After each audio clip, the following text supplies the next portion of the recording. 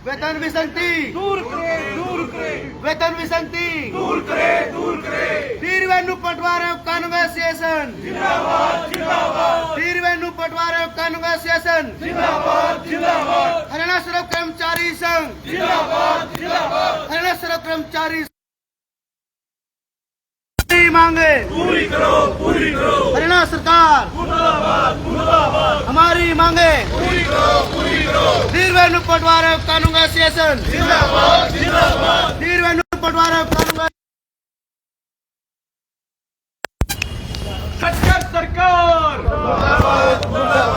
सरकार नमस्कार, स्वागत है आपका इंडिया की दहाड़ में। इस समय हम पहुंचे हैं पानीपत तहसील के अंदर। सामने देख सकते हैं the revenue पटवारा Kanungo association Haryana जिला पानीपत संकेतिक धरना। यहाँ पर हरियाणा सरकार मुर्दाबाद के नारे लगाए जा रहे हैं।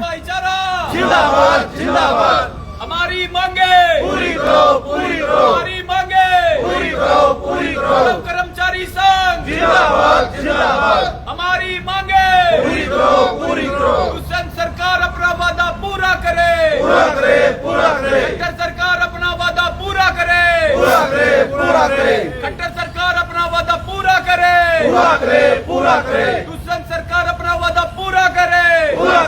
तो देख सकते हैं यहाँ पर तमाम जितने भी लोग यहाँ पर मौजूद हैं वो कह रहे हैं कि खट्टर सरकार अपना वायदा पूरा करे, दुष्यंत सरकार अपना वायदा पूरा करे। आखिर क्या है वो वायदे, क्यों ये लोग कामकाज छोड़ करके यहाँ पर धरने पर बैठे हैं? पढ़ा लिखा वर्ग है, ऐसा नहीं है कोई अनपढ़ वर्ग है, पढ़ा लिखा वर्ग है, लेकिन उसके बावजूद इन लोगों को धरना प्रदर्शन कर रहा है, कामकाज छोड़ करके धरने पर बैठना पड़ रहा है। इससे जिस इनकी एक तो मानसिक स्थिति जो है कहीं ना कहीं उस पर एक दबाव बनता है जब इनकी मांगे पूरी नहीं हो पाती हैं, और इनके काम छोड़ करके बैठ जाने से लोगों का काफी भारी नुकसान होता है, सरकार को काफी लॉस होता है। लेकिन उसके बावजूद है जो हरियाणा सरकार के जो नुमाइंदे हैं, जो चुने हुए हमारे नेतागण हैं, ना तो वो इनकी बात सुन पाते हैं, ना ही आला अधिकारी इनकी बात सुनते हैं, जिसके चलते लगातार ये लोग आज तीसरे दिन भी धरने पर बैठे हुए हैं। इनसे बातचीत हम लोग करना चाहेंगे।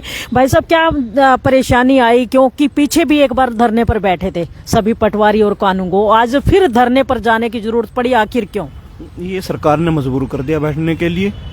जब सरकार ने मांग मान ली थी और नोटिफिकेशन जारी कर दिया था जी भाई 1/1/2016 से आपको एक पे ग्रेड था जो हमारे मुताबिक भी नहीं था, फिर भी हमने उसको एक्सेप्ट कर लिया था जी। हमने तो 35,400 की मांग की थी, बट सरकार ने कहा था बीच का रास्ता अपना करके 32,100 का दे देंगे। हमने कहा चलो कोई बात नहीं, 32,100 उसको 2016 से लागू करने की बात का नोटिफिकेशन जारी कर दिया।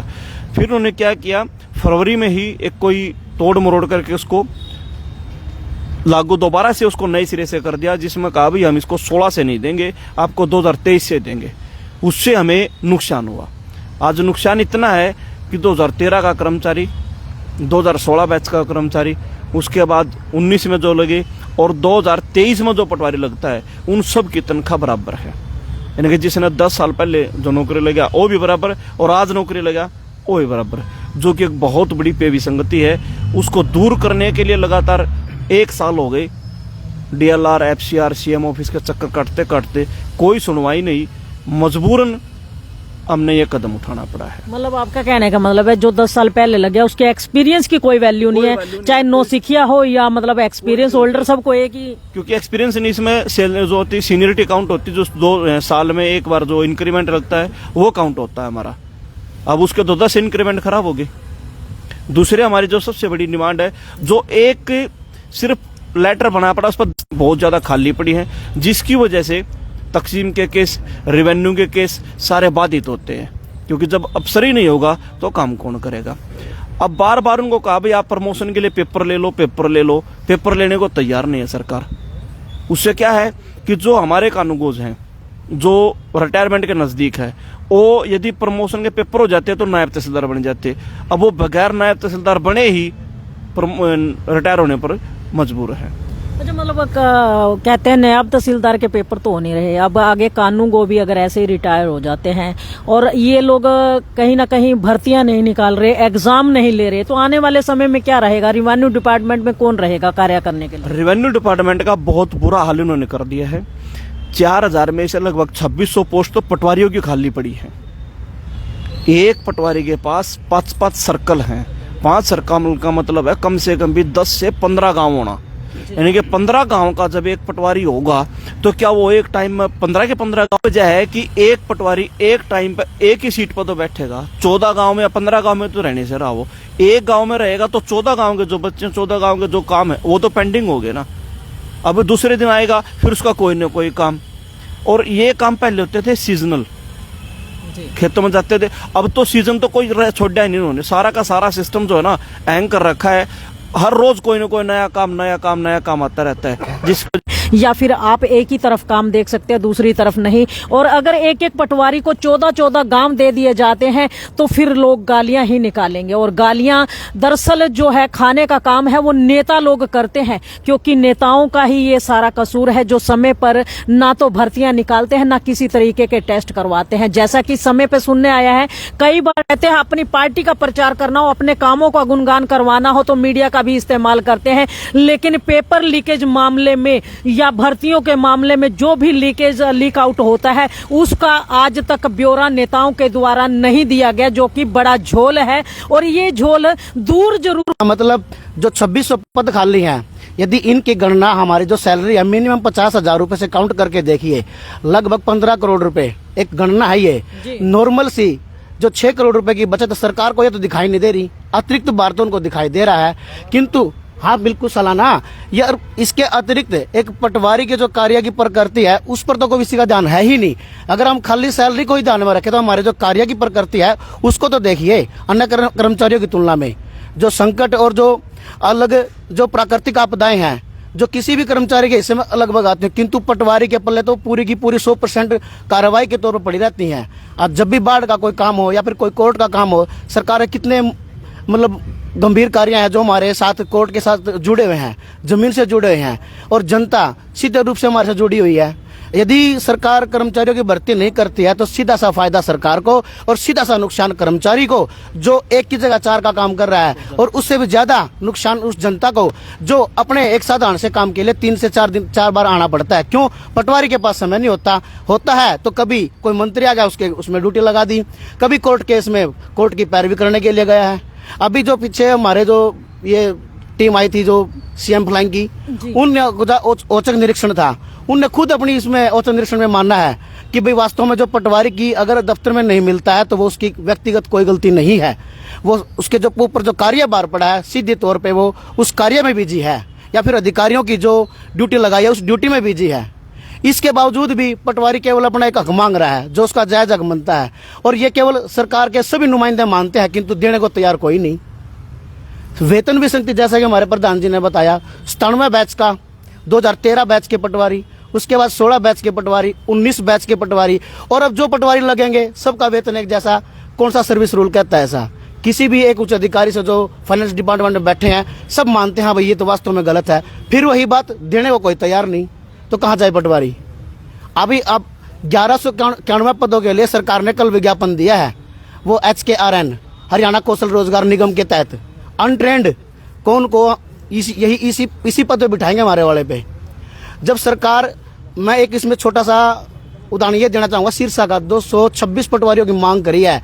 सोच के देखिए 226 पद कितने साल से खाली पड़े हैं, जाके देखिए वहां पे कम से कम 60 या 65 पटवारी काम कर रहे हैं। अंदाजा लगाइए जहां पर 226 पद खाली हो और वहां पे केवल इतने पटवारी काम कर रहे हो, वहां पे जनता का और जो कर्मचारी जो पटवारी वहां पे काम कर रहे हैं उनके बीच कैसा तालमेल होगा? जी, क्या नाम है आपका? दिलावर पटवारी, जिला सचिव पानीपत। तो देखिए दिलावर पटवारी हमारे साथ थे और उन्होंने बताया कि किस तरीके एक व्यक्ति को 4 व्यक्तियों को काम करना पड़ रहा है। सरकार ये नहीं सोचती है कि 4 पदों पर केवल एक व्यक्ति को सैलरी दी जा रही है, इसमें लॉस किसका होता है? कहते हैं ये पटवारी कहते हैं कि लॉस हमारा है, कानून को कहते हैं हमारा, सरकार कहती है हमारा लॉस है, लेकिन वो जनता जो अपनी जेब से रिवेन्यू देती है, जो मोटे मोटे टैक्स देती है, उसके कहते हैं लाभ हानि का कोई अंदाजा नहीं लगा सकते। वो लोग जेब से टैक्स भी भरते हैं और धक्के भी खाते हैं। और ये जो पटवारी कानून को आज धरने पर बैठे हैं, कहीं ना कहीं ये अपनी कहते हैं जो मांग है उसको मनवाने के लिए बैठे हुए हैं और सरकार जो है अपने रवैये पर अड़ी हुई है कि उन्हें एक व्यक्ति से 4 व्यक्तियों का काम लेना है, लेकिन जनता के बारे में कोई नहीं सोचता है। तो आइए एक भाई और है हमारे साथ। भाई साहब, आप बैठे हो, आज तीसरा दिन हो गया आपको हड़ताल पर बैठे हुए। 3 दिनों में जो जनता आती है, आकर के चली जाती है, उनको मतलब जो लॉस हो रहा है समय का या काम का, वो उसका जिम्मेदार कौन है? उसका जिम्मेदार सरकार है जी। देखो, हम पिछले बारी जनवरी में ही हड़ताल करी थी और जो सरकार ने हमें दिया हमने वही ले लिया। 35,400 की मांग थी और 32,400 दिया, हमने वही ले लिया। उसका नोटिफिकेशन भी जो शुरू में जारी हुआ था वो 1/16 से बोला था उन्होंने देंगे, बाद में वो चेंज कर दिया उन्होंने। उसके बाद अपने डिपार्टमेंट में FD में DLR ऑफिस में हमारे प्रधान जी हैं, जो पूरी टीम है, लगातार चक्कर काटती रही 1 साल तक, उन्होंने कुछ नहीं किया। ये मानना सभी अधिकारियों ने कि हाँ सही है, ये तुम्हें ऐसे ही मिलना चाहिए, लेकिन दिया किसी ने नहीं। उसके बाद हमने मेल करके और ज्ञापन DC साहब के हर जिले में सौंपे कि हम ऐसे ऐसे हड़ताल करने जा रहे हैं, सांकेतिक धरना। तो अब ये 3 दिन का आज होने वाला है, खत्म होने वाला है। अब तक भी सरकार ने कोई सूद नहीं ली कि भाई बात करनी है या बढ़ाना है या क्या करना है, नहीं। तो इसके बाद मान लो हमारे प्रधान जी हैं जो स्टेट के, वो अनिश्चितकालीन करेंगे, तो उसके लिए सरकार ही तो जिम्मेवार होगी। तो क्या लगता है कल से ये धरना खत्म हो जाएगा, या मतलब आज ही ये निर्णय ले लिया जाएगा कि अनिश्चितकालीन होगा या धरना समाप्त होगा? नहीं, जो हमारे प्रधान जी ने पहले भी प्रेस कॉन्फ्रेंस की थी उसमें बोला था उन्होंने कि 3 दिन का सांकेतिक है, अगर कोई सकारात्मक हमारी बात नहीं होती है तो हमें इसको अनिश्चितकालीन भी कर सकते हैं। तो वो जैसा प्रधान जी बताएंगे 22 के 22 जिलों में ऐसे ही होएगा। शुभ नाम? राकेश मलिक पटौरी। तो देखिए, राकेश मलिक हमारे साथ है और इनका कहना है कि सरकार अगर इनकी मांगे मान लेती है, मान ली गई थी, इनका एक नोटिफिकेशन जारी होता है कि जो सैलरी बढ़ जाती है, नोटिफिकेशन जारी होता है, वो कहा गया था कि 2016 से लागू कर दिया जाएगा, लेकिन अब उस नोटिफिकेशन की जो डेट है बढ़ा करके 2023 कर दी गई है। तो बीच का जो गैप है, उसी गैप के चलते आज रोष इनका दोबारा से उजागर हो चुका है और इनका कहना है नोटिफिकेशन अगर 2016 का दिया गया था तो 2016 से ही सैलरी बढ़ी हुई मिलनी चाहिए, लेकिन 2016 की बजाय 2023 से इनको बढ़ी हुई सैलरी दी जा रही है, जिसको लेकर के आज जो जनता का हर्जाना हो रहा है, जनता का जो नुकसान हो रहा है, उसकी जिम्मेदार केवल और केवल सरकार है। ये कहना है यहाँ पर मौजूद लोगों का। और हमारे साथ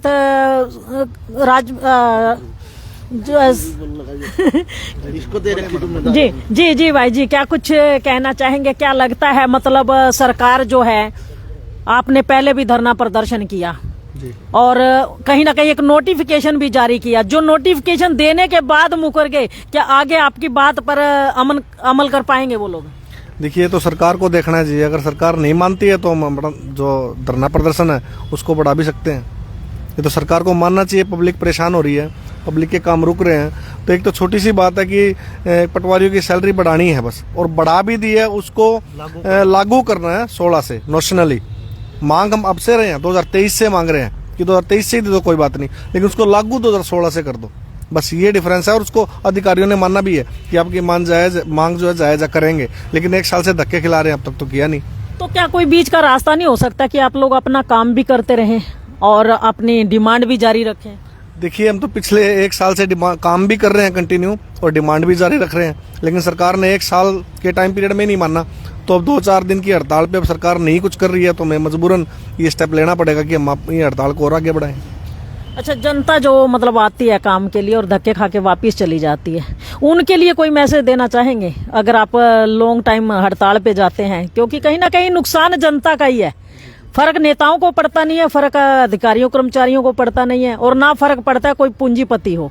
जो मिडिल क्लास या गरीब आदमी है, अपने कामों के लिए आते हैं, समय लगाते हैं, किराया भाड़ा लगा के आते हैं, उनको ज्यादा फर्क पड़ता है। कुछ मैसेज देना चाहेंगे उनके? जी बिल्कुल, जनता अगर परेशान है तो जनता के जो नुमाइंदे बने हुए हैं, जो सरकार के नुमाइंदे हैं, जनता उनके पास पहुंचे कि हमारा काम रुक गया है, आप इस हड़ताल को खत्म कराइए और हमारा काम कराइए। प्रजातंत्र है, प्रजातंत्र में नेता को चुना गया, तो सरकार जो प्रजा है हमारी, वो नेताओं के पास पहुंचे, उनको बोले कि जब पटवारी स्ट्राइक पे बैठे हैं, हमारा काम नहीं हो पा रहा है, तो आप उनकी बात मानिए, जो कि जायज़ है। अगर नाजायज़ मांग है तो आपको पता ही है कि हमारी मांग बिल्कुल जायज़ है। अच्छा, अभी अपने मुख्यमंत्री उप मुख्यमंत्री के नाम के तो नारे लगाए, स्थानीय नेताओं का कितना रोल मानते हैं आपको हड़ताल पर बिठाने के चलते, कितना रोल मानते हैं आप? देखिए, ये स्टेट लेवल की हड़ताल है, ये सिर्फ पानीपत में ही नहीं है, नहीं, ये स्टेट लेवल की तो है, लेकिन आप कहीं ना कहीं एक जिले के अंदर काम कर रहे हैं और जिले की जनता प्रभावित होती है आपसे, क्योंकि स्टेट वाइज स्टेट में सारे जिले में तो बैठे हुए हैं, लेकिन पानीपत में देखा जाए या हिसार में जाए, सिरसा में जाए, स्थानीय नेताओं का कितना मतलब रहता है इसमें हिस्सेदारी कि आप लोग हड़ताल पे आए, तो कितना उनकी सहभागिता मानते हैं? देखिए, स्थानीय नेताओं का भी दायित्व तो बनता है। अब स्थानीय नेता जो उनको पता है कि यहाँ के पटवारी हड़ताल पे बैठे हैं, उनको हमारे बीच आना चाहिए, हमारी बात सुन के और ऊपर तक हमारी बात को पहुंचाना चाहिए। बिल्कुल दायित्व है स्थानीय नेताओं का। कोई आया अभी तक? अभी तक स्थानीय नेता कोई नहीं अच्छा, आया। पिछली बार बैठे थे हड़ताल पर, कोई आया था? हाँ जी, बिल्कुल, पिछली बार तो विपक्ष भी आया था, अभी तक तो विपक्ष भी पक्ष से कोई आया? कोई पक्ष से नहीं आया, कोई अभी तक विपक्ष से नहीं आया। और हमें पक्ष विपक्ष से कोई मतलब भी नहीं है, हमें तो हम तो चाहते हैं कि काम करें। नहीं, आपको ये तो पता है कि पक्ष की जो सरकार है, जो सत्तारूढ़ पार्टी है, वो ही आपकी मांगों को ऊपर पहुंचा सकते हैं। सत्तारूढ़ नुमाइंदे हैं, कहीं ना कहीं वोट आपने भी दिया उनको, जो स्थानीय नेता हैं, तो क्या मतलब वो आपके बीच में आए पिछली बार या आपकी बार? नहीं जी, कोई बीच में अभी तक नहीं आया। तो मतलब क्या आप मतलब इस जिले के रहने वाले नहीं है, कहीं बाहर से आए हुए हैं जो आपकी सुनवाई नहीं हो रही? जी जी, अब मैं तो मीडिया को बोलना चाहूंगा कि ये प्रश्न जो आप मुझसे पूछ रहे हैं, एक बार नेताओं से पूछें कि पटवारी बैठे हुए हैं तो आप इनका काम क्यों नहीं कराते? अच्छा, कहीं ये नहीं लगता है कि कहीं ना कहीं ये उनकी दादागिरी या हिटलर शाही चल रही है, जो मतलब चाहते हैं कि ये अपना 4 दिन बोल बाल के फिर जाके काम कर लेंगे? जैसा माहौल अभी बना हुआ है, जैसे 3 दिन से हम बैठे हुए हैं, इससे तो ये लगता है कि वो हिटलर शाही चल रही है। अभी तक तो मान जाना चाहिए था उनको, तो उससे तो लगता है कि वो हिटलर शाही चल रही है। मतलब क्या लगता है आने वाले समय में सिर्फ नेताओं का राज चलेगा, जनता खामखा है? अगर यही रहा तो फिर यही होना ही है जी, यही हाल रहे तो होना ही है। शुभ नाम आपका? प्रवीण पटवारी जी। तो देखिए, प्रवीण पटवारी हमारे साथ हैं और तमाम यहाँ पर जितने लोग हैं उनका कहना है कि पहले जब ये धरने पर बैठे थे, ना तो उस समय कोई सत्तारूढ़ पार्टी का नेता इनके सामने आया था और ना ही अब की बार कोई नेता इनके पास आया है। यहाँ पर एमपी एमएलए सब स्थानीय है, कोई भी एमपी एमएलए इनके पास इनकी सूझ लेने के लिए नहीं आता, इनसे पूछने के लिए नहीं आता है कि आप लोग हड़ताल पर बैठे क्यों हैं। और आपको बता दें कि कोई भी धरना प्रदर्शन होता है, कोई हड़ताल होती है, कोई कहते हैं किसी सरकार के खिलाफ अगर पब्लिक बोलती है, कोई कर्मचारी बोलता है, नेता बोलता है, सबकी सब रिपोर्ट जो है आला नेताओं के पास जाती है, मुख्यमंत्री के पास जाती है, उप मुख्यमंत्री के पास जाती हैं, लेकिन उसके बावजूद जो है इनकी आवाज को अनसुना कर दिया जाता है। पहले भी इसी तरह के धरना प्रदर्शन के चलते लोगों को काफी दिक्कतों का सामना करना पड़ा। जो रिवेन्यू डिपार्टमेंट में जितने भी काम होते हैं, किसी को रजिस्ट्री करवानी है, किसी को अपने ट्रांसफर डीड करवानी है या कुछ और काम करवाना है, सारे के सारे बाधित होते हैं। अब की बार भी 3 दिन की हड़ताल के अंदर लोग काफी परेशान हैं और अभी तक किसी भी स्थानीय नेता ने इनकी आकर के सुध नहीं ली, इनसे जानने की कोशिश नहीं की गई कि आखिर ये लोग हड़ताल पर गए क्यों है, परेशानी क्या है, और परेशानी का हल करवाना तो बहुत दूर की बात है। तो स्थानीय नेताओं को हम लोग कहना चाहेंगे कि आप लोग जो है एक बार आकर के इनसे इनकी समस्या जान करके समस्या का हल करवाने की कोशिश कीजिए, क्योंकि जनता ने आपके सिर पर सेहरा बांधा है। अपने जो काम है कहते पब्लिक के जो काम है उनको करवाने के लिए। तो इस खबर को ज्यादा से ज्यादा शेयर अवश्य कीजिए, लाइक कीजिए, चैनल को फॉलो करना न भूलें। इंडिया की दहाड़ के लिए रमा देवी, जय हिंद, जय भारत। जिंदाबाद जिंदाबाद। दुष्यंत चौटाला मुर्दाबाद मुर्दाबाद। खट्टर सरकार मुर्दाबाद मुर्दाबाद। दुष्यंत सरकार अपना वादा पूरा करे, पूरा करे, पूरा करे। खट्टर सरकार अपना वादा पूरा करे, पूरा करे, पूरा करे। खट्टर सरकार अपना वादा पूरा करे, पूरा करे, पूरा करे। दुष्यंत सरकार अपना वादा पूरा करे, पूरा करे, पूरा करे। हमारा भाईचारा जिंदाबाद जिंदाबाद। हरियाणा सरकार